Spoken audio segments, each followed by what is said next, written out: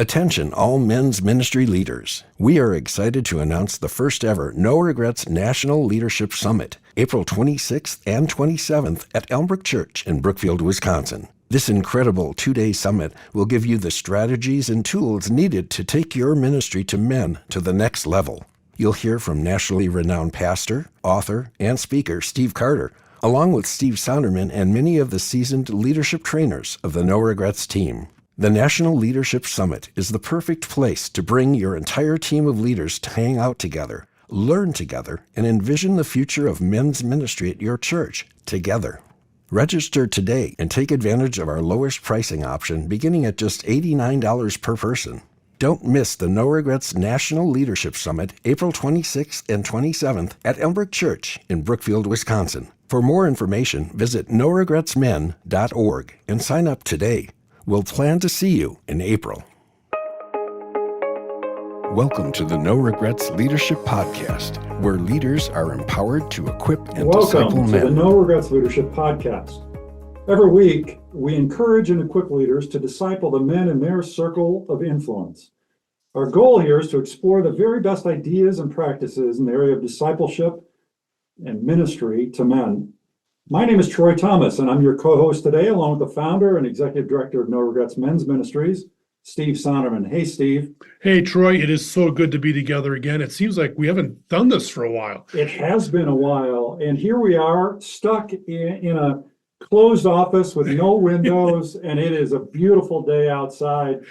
So we're thinking about spring, and hopefully that comes across in our podcast.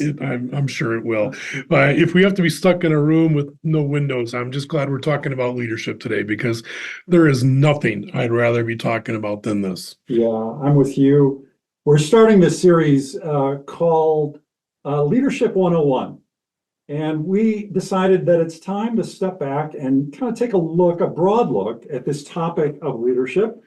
Since we call this podcast the No Regrets Leadership Podcast, kind of makes sense. It does. Most of our listeners would call themselves leaders, and we thought it would be a good idea to go back, spend a few weeks just chatting about leadership, what it is, why it's so vital, so important, some models, some practical approaches for leadership, and all the while understanding and staying anchored in the servant leadership of Jesus. And so, you know, the story, Steve, you've heard it so many times, you've told it so many times, but the story is told of the great coach of the Green Bay Packers, Vince Lombardi, who would start every camp, every season, holding up a football and saying, "Men, this is a football." And of course, the great Paul Hornung, the team clown, would say, "Hold on, coach, you're going too fast."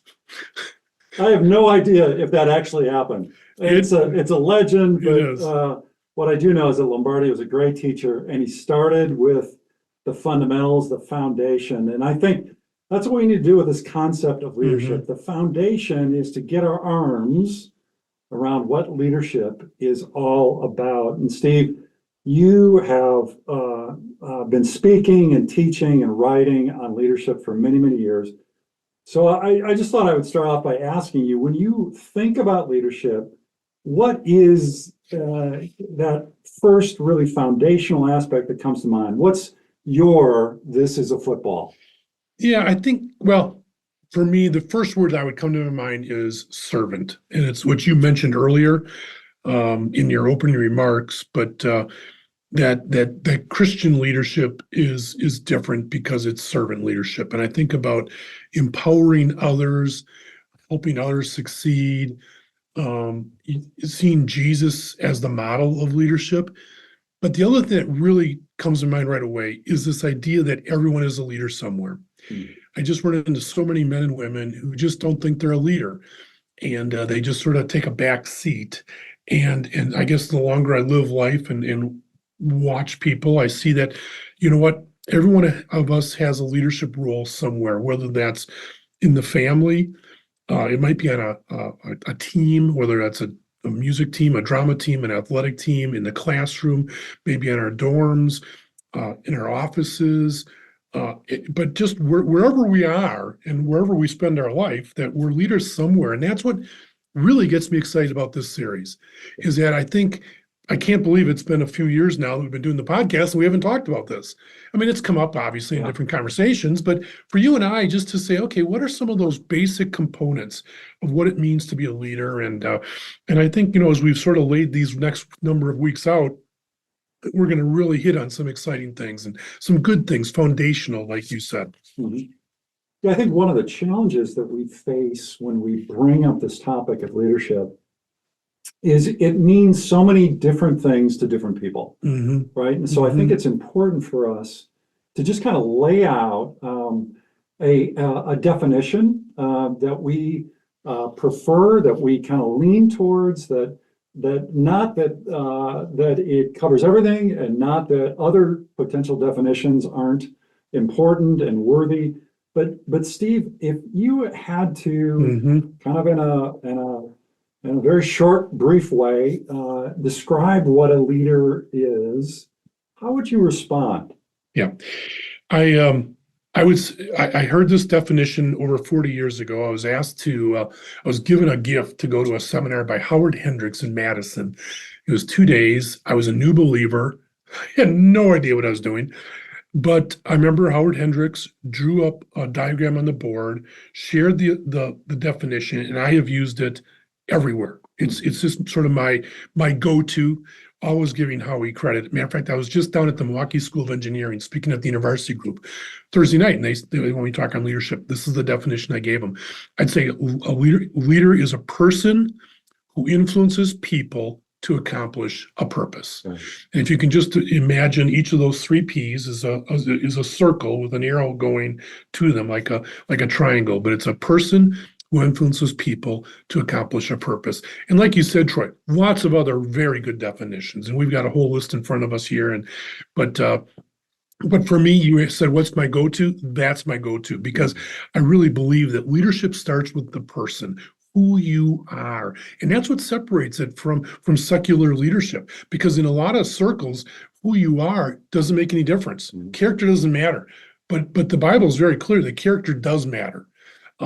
And you look at the qualifications in Titus and in Timothy, and they're not very many things in those lists that have to do with competencies or skills, but they're really character centric.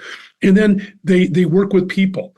And as we're going to say later, the test of leadership is anyone following.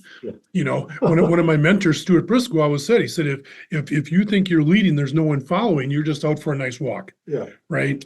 And that's a good reminder. It is. Yeah. And so it's a person, and we're going to talk about what are those personal qualities, and then it's working with people. And of course, that's what makes leadership hard, is that there's people involved, and there's certain competencies and qualities we'll talk about there. And then we're moving them towards God's purpose. And that's why I love what Henry Blackaby says. He says spiritual leadership is moving people onto God's agenda. Yeah. That's the purpose part of it, is what is God up to? Where is he working? What does he have for us to do as a church, as a small group, as an organization, as a person?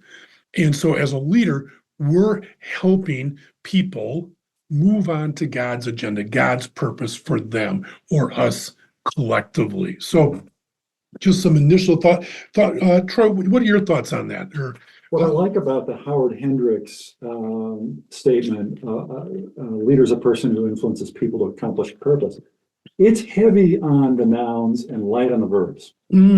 It's heavy on person, people, and purpose. Wow. And it's light on what a leader does. And I think we like to go there right away. We like to kind of have the job description, all the tasks related to being a leader. But really, in Hendricks' definition, he only talks about influence and accomplishment. Right?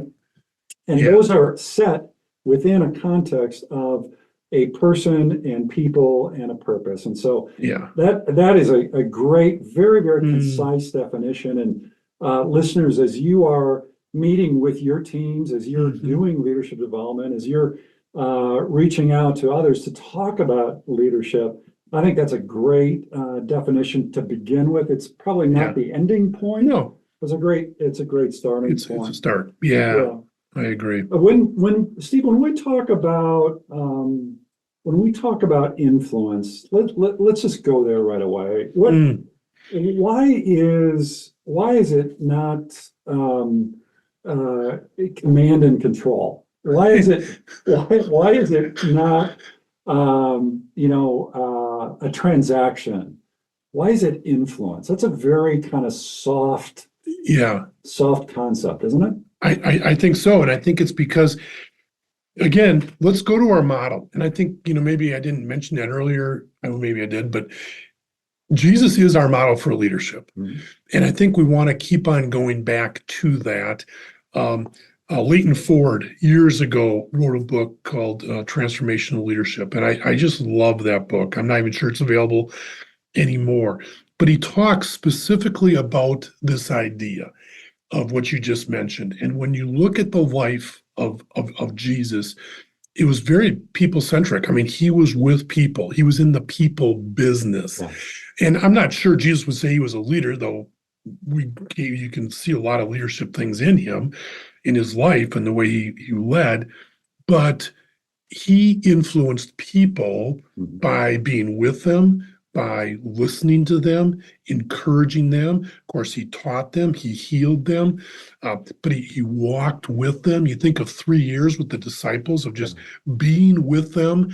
And so it wasn't a heavy-handed, it wasn't a controlling, any of those type of things, because he knew it wasn't about him. He knew it was about preparing these 12 men to build the kingdom, Yeah, I'm reminded of Matthew 16. Jesus takes his ordinary unschooled fisherman on kind of a leadership retreat. He goes up to Caesarea Philippi.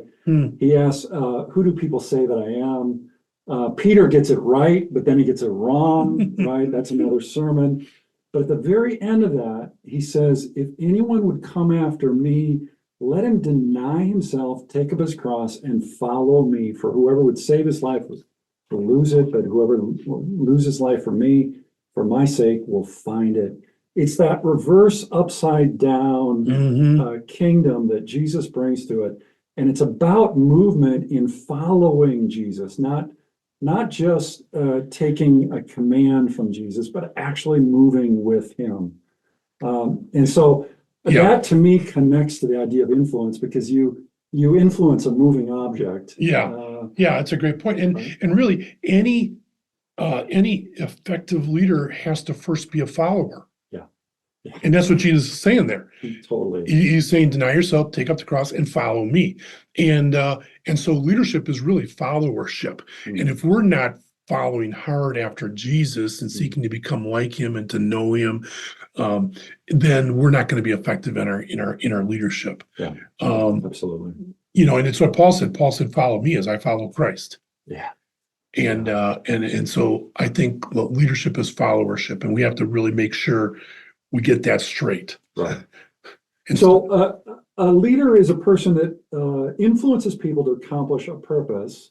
Let's talk about the state of leadership. Let's talk about kind of what we see out there, particularly in Christian leadership. We could do a whole series of podcasts on kind of the leadership in the world, and leadership out in the marketplace, and leadership elsewhere. But let's talk specifically about the world of Christian leadership and kind of the state of the state, the status of leadership today. Steve, when you think about where we're at in the church, in the circles that you run in and help to lead, what do you see? Well, a couple of things. One, I see that people are looking for leadership. That people are. I mean, we see it everywhere, in all over. We see it in the Old Testament, right? They didn't want to follow God; they wanted a king, and people have been looking for their king ever since. And even today, people want looking for someone. But I think in a good way, people are hungry to move forward, and they're looking for someone to follow. And of course, the key is, okay, who are you following, and what does that person represent? But I just see a real hunger in people for godly leadership. I think the second thing is that there's a dearth of leadership in every segment of the population today. And so whether you look in the business world, government, education, athletics, and then even in the church for sure, that there's a dearth of leadership. Yeah. And so it relates to that very first point.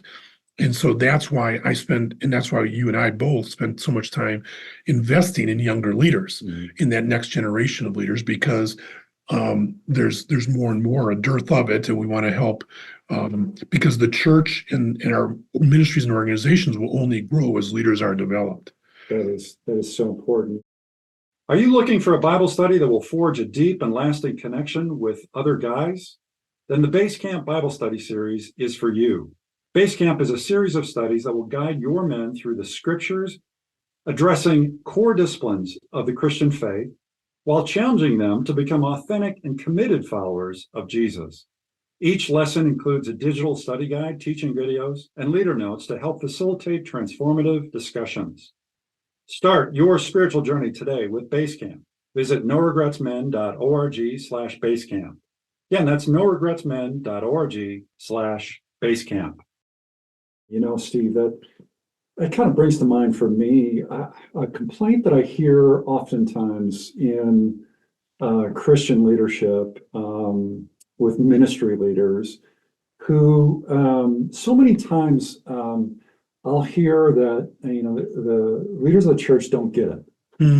But that the church is this somehow this uniquely inept place, right? And I spent many, many years in business. I was in sports before that, and I can tell you from my experience, there's a dearth of leadership in every segment of the population. Every area is in need of leaders who do it well. And every area that I've served in and worked in, whether it's the church or in business or in the highest levels of athletics, we're looking for leaders. We always are looking for leaders. And it seems people are, as you said, so hungry for that when they see it. Yeah, that's a great point. So good. And I think it's related to the next thing I would say as far as the state of leadership today is that as I talk to a lot of pastors and ministry leaders, they don't believe they're a leader. They're sort of stuck, and they go, well, I can do this or I can do that. But when it comes to leadership, matter of fact, all the surveys show us that Barna has done, that Gallup has done, that Christianity Today has done. I don't have the numbers right in front of us, but I do know that all of those studies say that over 50, I'm going to say maybe it's over 75% of ministry leaders do not believe they're a leader.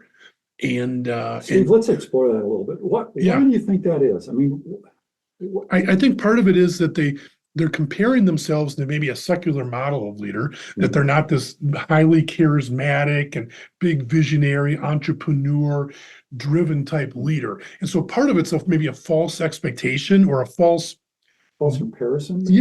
False comparison of what they think they should be.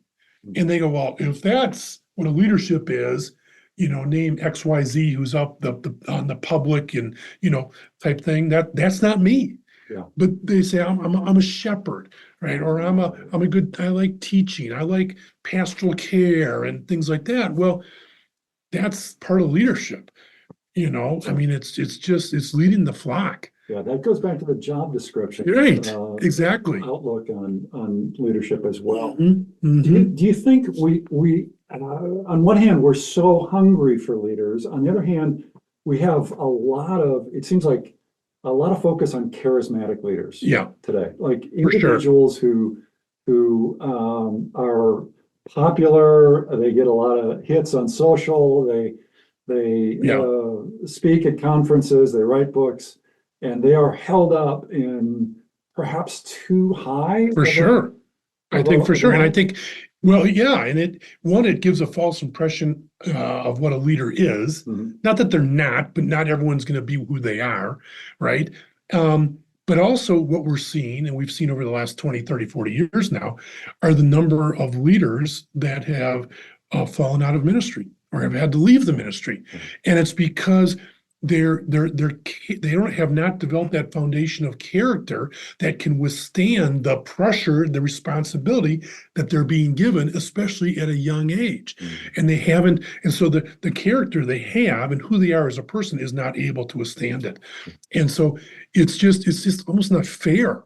But we've just elevated sometimes these people. We put them on a We pedestal. put them on a pedestal. We're looking for the next Jesus. We are. Yeah. We really are. And then, the other thing we hear as we're involved in ministry talking to people is, well, you're just taking business models and you're just imposing them on the church. You're taking business leadership models and principles and you're imposing them on the church. And yet what I would say, and what I say all the time is, well, that may be true.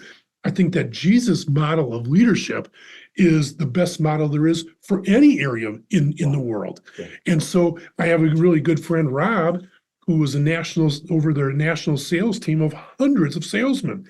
And he, 20 years ago, about hearing about servant leadership for the first time, incorporated servant leadership into all that they did as a company. And their sales team was built on servant leadership. And he said, our sales were exponential because they put the customer first and they served each other and they served their customer. And so Jesus' style of leadership, of character and serving, putting others first, empowering, releasing, letting go, giving away, are all things that can really help everyone.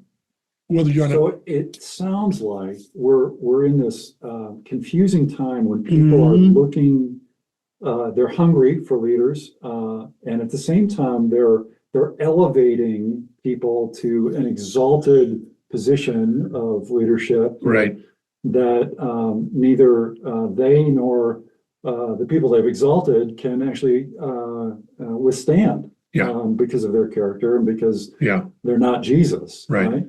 And so we get into this comparison, and then as a result, so many pastors and ministry leaders don't believe that they are a leader themselves. Yeah. What else would you say about the Well, I think another thing that's really important is that, I really see that nothing really in the kingdom gets done without leadership. That leaders are needed. You look in the book of Acts, and you look at those guys who just, they were scattered, and the disciples, the apostles went all over the known world, and they were planting churches. They were involved in people and helping healing and planting and teaching. And it was because they took the mantle of Christian leadership and they did it. And really, ever since that time, there's always been people at the center who have said, I'm going to be God's man or woman at this time. Yeah. And so whether that's leading a small group, starting a ministry to men in your local church, whether that's working with high school students or mentoring at the local high school or tutoring or, going to the prison or whatever. People have started hospitals, they've started compassion ministries, they started schools, but there's always been someone at the middle willing to do that. And so I think that's another thing. And then we talked about it. The test of leadership is anyone following. Yeah. You always have to be looking back and say, okay, is anyone following me?